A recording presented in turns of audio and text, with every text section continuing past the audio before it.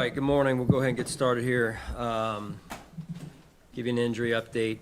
Vine remains on PUP. Damian Harris will be somewhat limited today, still dealing with a knee soreness.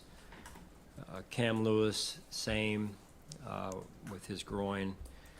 Ilianku will not participate in practice. Should have Gabe back today.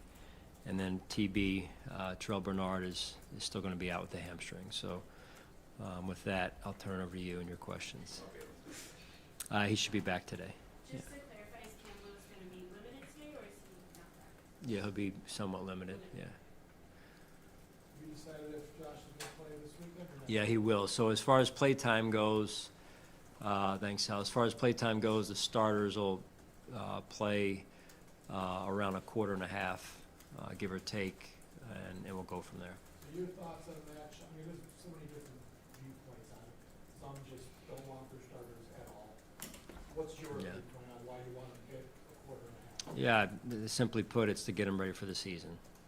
So we took a little bit of a different approach last year, and this year we're going back to what we've somewhat done in the years past, other than the COVID, of course, where we didn't have preseason games. So again, just trying to do right by the players and getting them ready to go for week one. So even though there's going to be, a 3-week gap between when he plays and then when the regular season starts, you don't feel like, that 3-week gap, like, it's going to be non-relapse loss, or, you know what I mean? I don't know.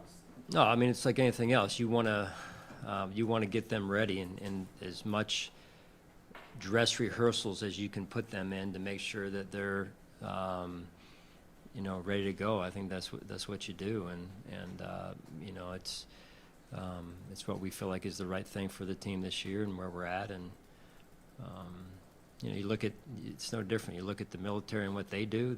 They don't just throw the guys out there, right? So I'm not saying this is what they do in terms of the military, but they're the best of the best in what they do, and they have dress rehearsals also. So that's what we do.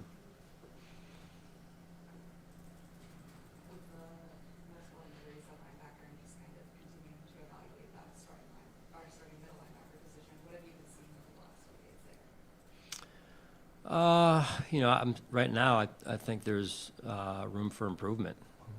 Quite honestly, I think that we've got to do a better job with leading the defense. We've got to do a better job with communication, execution.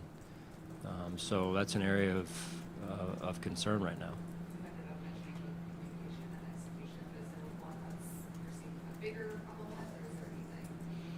No, it's the job description, right? It's the total job description of running a defense, leading the defense, standing in front of the huddle, communicating the defense.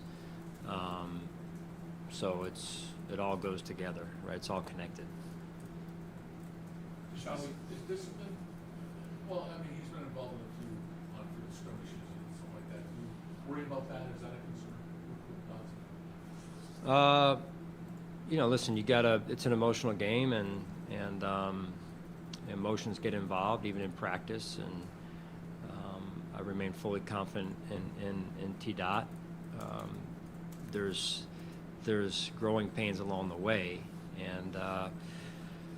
and you have to be able to control your emotions at the same time, right? It can only go so far, and you line up and you come back and you win the next play, and so I think he'll learn from those. I'm confident he will.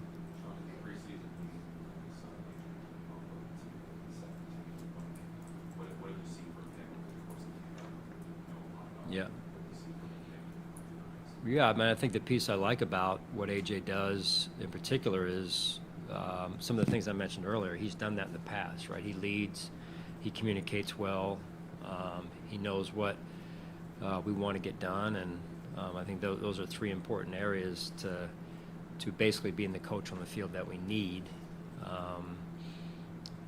He's mature. He's been around the NFL and this defense for quite some time. So, obviously there's a lot of trust and faith in him.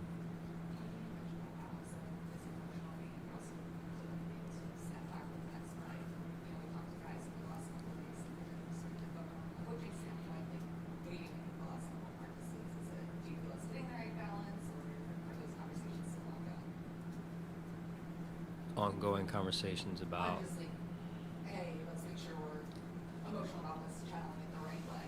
Yeah, I mean, there's always a fine line. I do like the competitive nature of our football team. I think that's important, that you don't dull the edge of the sword, right? But at the same time, you have to be able to control it and harness it and channel it towards playing the next play. So with the proper amount of discipline. So we don't ignore that. It has been somewhat chippy the last couple of days, and to some extent, I think that's good for us, because you got to have an edge. Sean, what did you see to lead you to bringing Andy Isabella in, and what have you seen since he's arrived? Well, the speed element obviously stands out probably the most. I go back to, I was talking to Andy about this when he got here. I think it was his Senior Bowl performance during the week.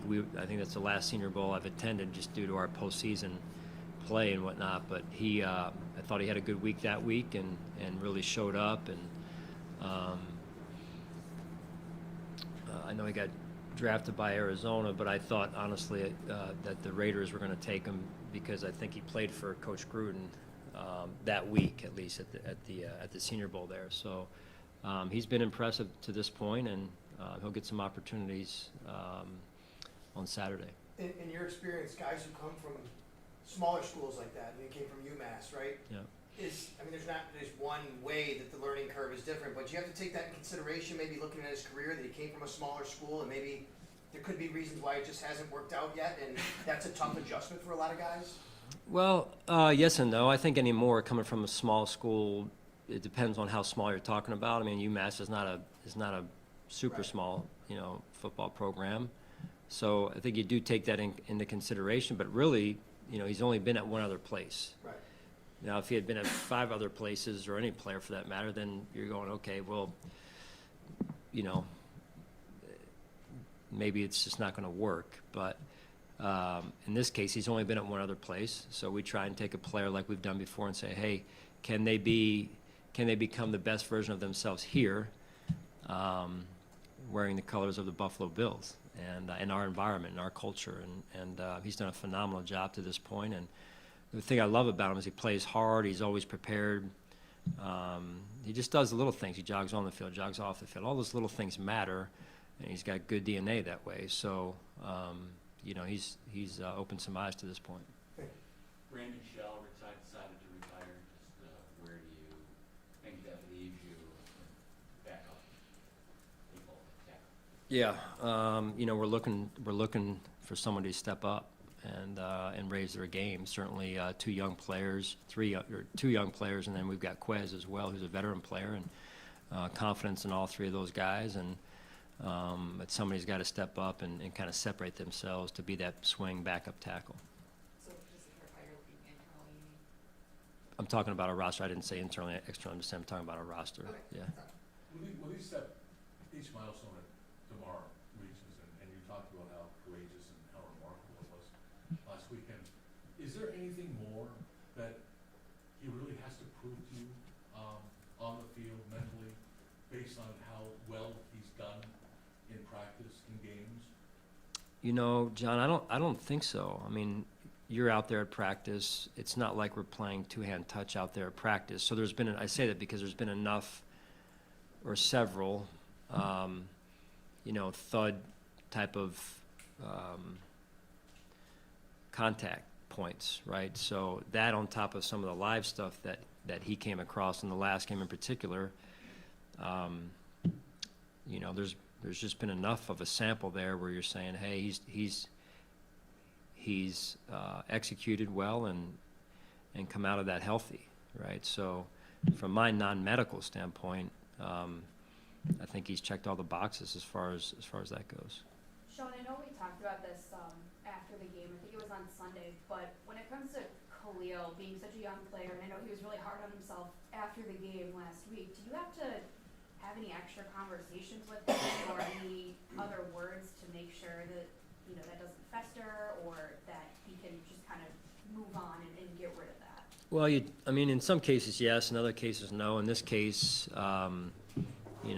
I think it is important to follow up, and Adam Henry does a great job with that. And confidence is an interesting thing, right? For all of us, right? You go through life, you go through situations in a sport like this where it's the best of the best. You're going to have some plays like that, and I think part of it is, can you carry your confidence through the course of a season?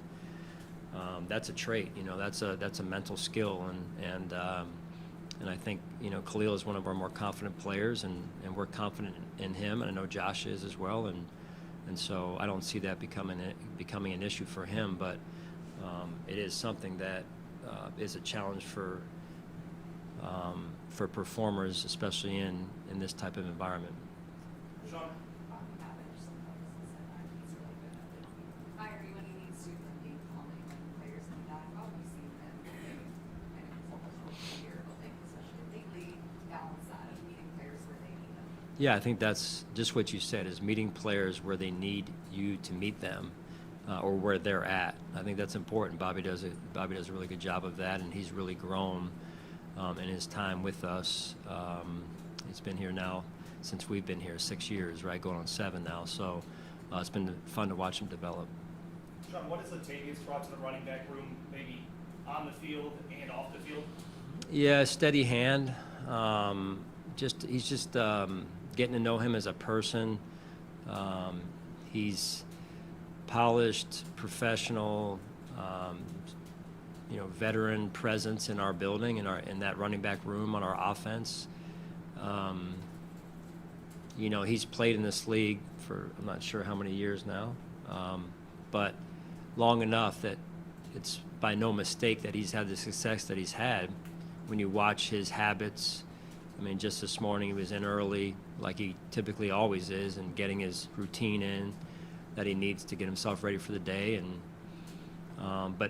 then you look at what he does in the community. I know in and around the area that he's from, in Syracuse area, and it just seems like a terrific person, and he's had a great influence on our team to this point. Does the size stand out to you as well? It looks like at times he's standing with the wrong position group. Yeah. With all the other guys. Yeah, no, I was watching him at walkthrough last night. It's just, I would not want to tackle him. He's big and he runs big. All right, thanks, guys. Thanks, Sean.